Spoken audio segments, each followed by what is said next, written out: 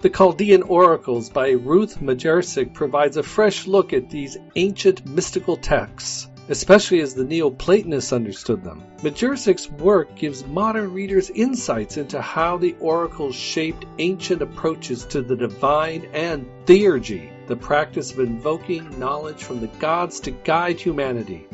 By translating and organizing these fragments, Majercik makes the oracles accessible, showing their influence on Neoplatonic thinkers like Iamblichus and Proclus, who saw these teachings as essential for connecting with the divine. Majercik's scholarship clarifies the complex beliefs within the oracles, especially regarding theurgy.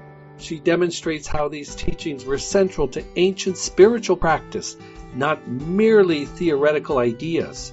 Her book has become key for those studying Neoplatonic thought, offering a clear look at how these practices bridged the human and divine realms. To understand the Chaldean oracles, we must go back 500 to 600 years before they were composed, to the philosopher Plato. His work, especially in Timaeus, laid the foundation for ideas that would shape Neoplatonic thought. In Timaeus, Plato describes the cosmos as a living being with divine intelligence, the world soul, portraying the universe as an interconnected, purposeful whole. This idea of a cosmos guided by a unifying spirit provided early thinkers with a basis for seeing the world as an ordered, meaningful structure. Plato also introduced the realm of forms, perfect, eternal ideas beyond the physical world. These forms, for Plato, are the true reality, while the material world is just a reflection. Higher knowledge, he believed, was reached by contemplating these forms, moving beyond appearances to grasp their essence.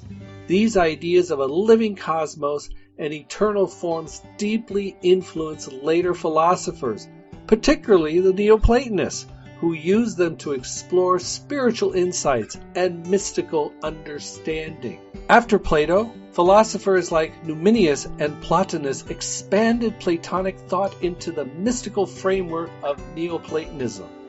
Numenius, a 2nd century philosopher, saw Plato's teaching as a path to divine insight and introduced mystical elements that went beyond pure philosophy.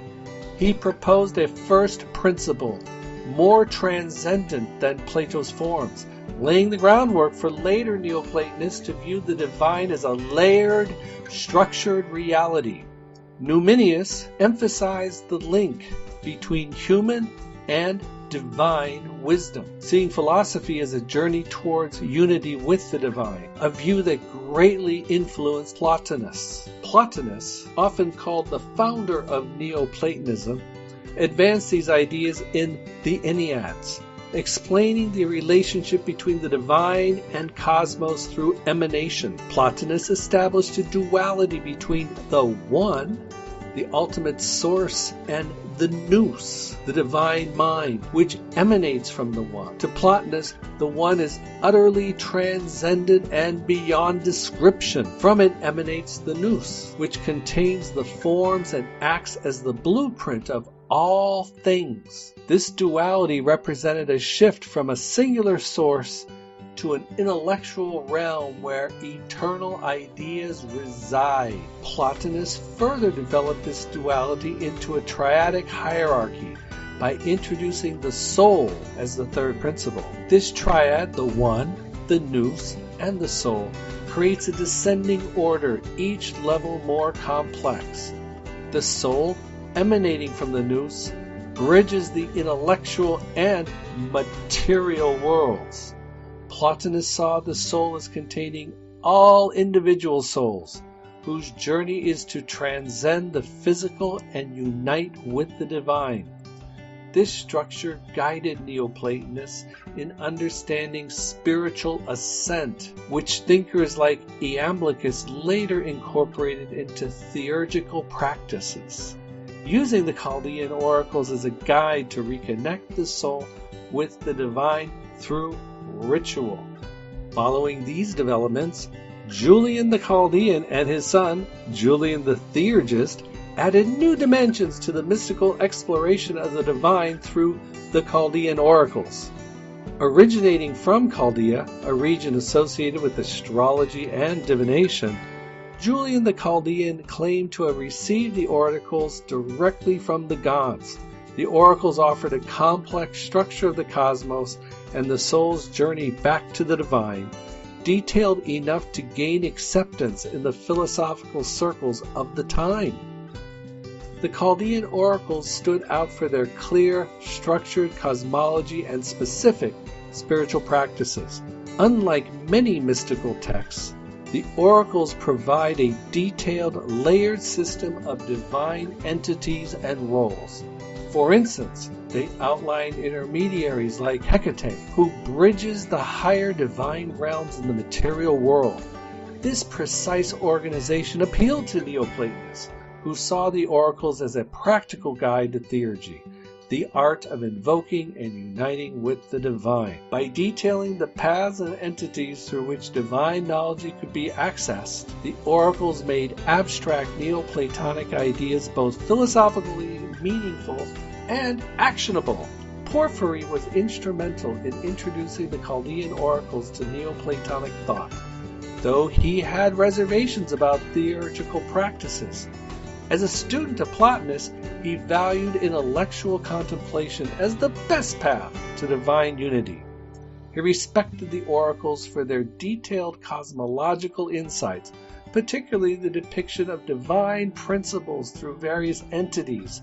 However, he discouraged theurgical practices, rituals to invoke divine power, believing they distracted from pure intellectual pursuits. Despite his caution, Porphyry endorsed helping establish the oracles as a valuable source of wisdom. Iamblichus, following Porphyry, fully embraced the theurgical aspects of the Chaldean oracles, viewing theurgy as essential for the soul's connection to the divine. He believed theurgy was critical for transcending human intellect, especially for souls bound to the material world. In his works, Iamblichus emphasized heavenly intermediaries, the Inges, the Telecharchs, and Hecate, as guides in the theurgic process. By invoking these entities, the soul could access divine wisdom and higher realms directly. Iamblichus's advocacy for theurgy expanded the oracle's application, establishing them as central to Neoplatonic spirituality. Together, Porphyry and Iamblichus influenced how the Chaldean oracles were used in Neoplatonism, each in a unique way. Porphyry's endorsement helped establish the oracles as a text for understanding the cosmos and the soul's place, focusing on intellectual ascent. Iamblichus, however, brought the oracles into ritual practice, making them essential for divine union through theurgy. Proclus, a major figure in Neoplatonism, was a devout interpreter of the Chaldean oracles. Living in the 5th century CE, he built on the works of Plotinus, Porphyry, and Iamblichus, firmly establishing theurgy as a key practice within Neoplatonism. Proclus believed intellectual contemplation alone was inadequate for true spiritual ascent, and saw theurgy as essential to connect the soul with the divine.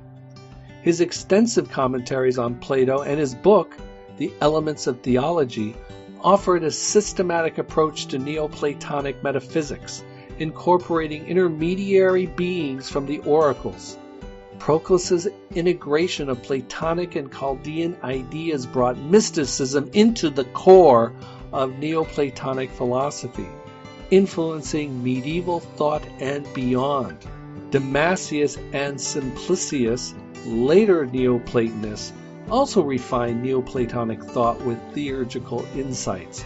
Damasius, known as the last head of the Athenian school, explored the limits of knowledge in Doubts and Solutions concerning first principles, examining the ineffability of the One.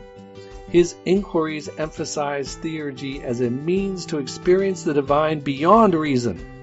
Simplicius, best known for his commentaries on Aristotle, defended Neoplatonic views against Christian critiques. He valued theurgy as complementary to philosophical study. In more recent times, Theosophists and Anthroposophists have incorporated Neoplatonic ideas and the Chaldean Oracles into their mystical frameworks. Influenced by Helena Blavatsky, Theosophists adopted Neoplatonic themes of divine hierarchy and soul ascent, seeing the oracles as hidden wisdom that aligns with spiritual evolution. Similarly, Rudolf Steiner and the Anthroposophical Society embraced concepts of intermediaries and structured cosmos, aligning with Neoplatonic and Chaldean views. Though they do not practice theurgy directly, these movements use similar concepts of divine connection and spiritual ascent, extending the legacy of the Chaldean oracles into modern esoteric traditions.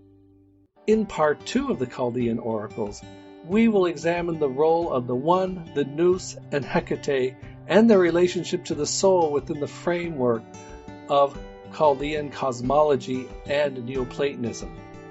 If you liked this presentation, please like and subscribe to the podcast. Thank you.